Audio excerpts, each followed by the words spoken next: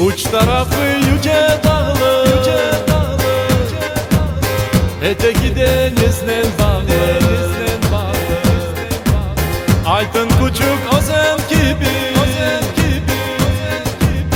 daha dulber koy var mı? Pek de güzel küçük Ozan, bu dünyanın cenneti. Sevemizim sevecekmiz seni ebedi. Pek de güzel küçük Ozan, bu dünyanın cenneti. Sevemizim sevecekmiz seni ebedi.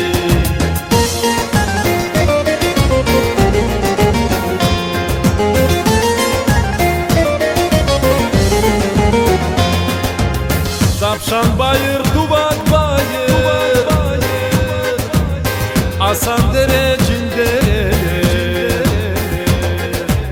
Koyge güzellik bağışlar,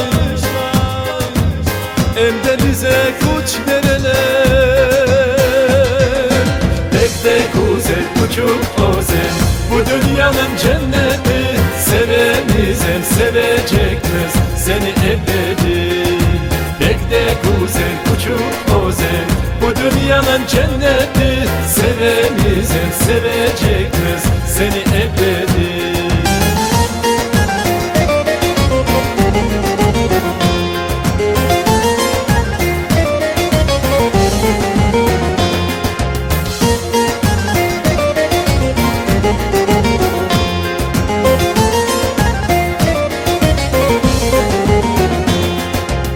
Kolap ve Murat kırları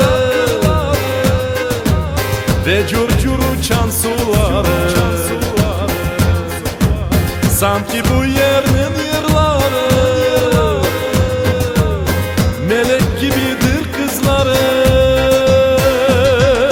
Pek de güzel küçük Ozan, bu dünyanın cenneti.